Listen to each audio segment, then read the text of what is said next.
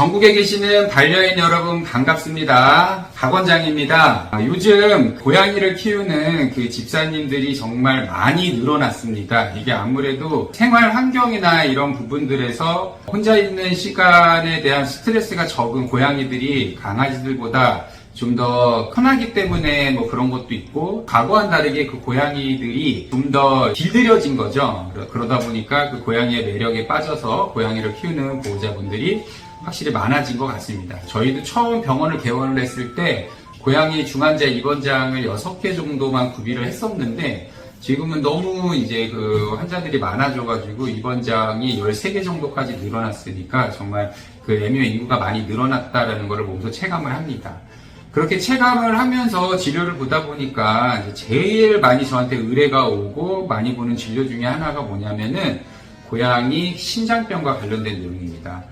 제가 12월 달에 그 고양이 학회에서 그 신장약 관련된 그런 강의도 이제 의뢰를 받아서 지금 뭐 준비도 하고 있는 중인데, 오늘은 이 고양이 신장병과 관련해서 우리 보호자분들이 많이 물어보시고 하는 내용들 위주로다가 간략하게 말씀을 드리려고 합니다. 고양이 신장병은 대부분이 신장 근육이 두꺼워져서 나타나는 비대성 심근병증이라고 이야기를 하죠.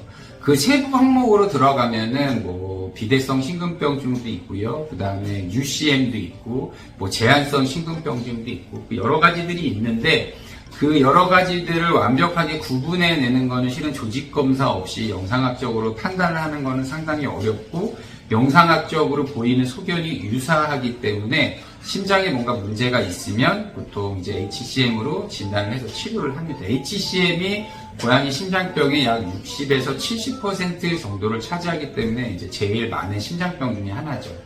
이게 고양이 심장병이 강아지 심장병이랑은 다르게 뭐가 문제냐면요. 일찍 진단이 된다고 하였을 때 해줄 수 있는 그런 약물이 별로 없다라고 하는 겁니다.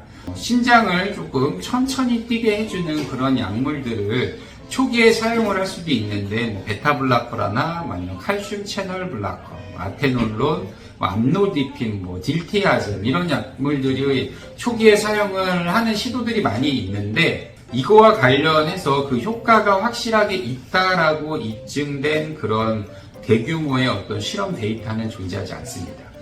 그러다 보니까 이 약을 써주는 게 이론상은 도움이 될 수 있는데, 실제적으로 얼마나 도움이 되느냐 안 되느냐에 대한 완벽한 검증은 되어 있지 않기 때문에 진료를 보는 선생님들에 따라서 이 약을 처방을 하는 사람들도 있고 그렇지 않은 사람들도 있습니다. 이제 저 같은 경우는 개인적으로 아이가 약을 먹거나 하는 행위에 대한 스트레스를 어느 정도 받느냐, 그 다음에 또 이 약물이 어떻게 보면 또 보호자분의 어떤 마음이 좀 더 편해지는 그러한 것도 있기 때문에 그런 것들을 고려를 해서 약물을 사용하게 됩니다. 이제 보통 이게 준임상기인 B단계에 해당이 되는 친구들의 이야기고요. 그 다음에 이제 실제적으로 이제 심장병과 관련된 증상들이 나타나게 되는데, 대표적으로 보호자분들이 느끼는 심장병 관련된 증상은 호흡곤란이 오는 겁니다. 강아지는 왼쪽 심장에 문제가 있으면 폐수종이 생기는데, 고양이 같은 경우는 왼쪽 심장에 문제가 있음에도 불구하고 폐수종도 생길 수 있지만 흉수도 찰 수가 있습니다. 이렇게 두 가지가 생기게 되면서 아이가 호흡곤란을 겪는 형태로 심장병과 관련된 증상들이 나타날 수 있고요. 그 다음에 심장이 커지면서 거기에서 이제 혈전이 생겨서 그 혈전으로 인하여 다리를 못 쓰므로써 알아차리고 병원을 오는 이 두 가지 경우가 있다라고 볼 수 있습니다. 스코티시 폴드라든지 뭐 여러 품종에서 많이 있지만 코숏에서도 많이 있고 되게 다양하게 있습니다. 그 연구상으로 그 유전자 결함이 있는 거와 관련된 게 밝혀진 게 있긴 하죠.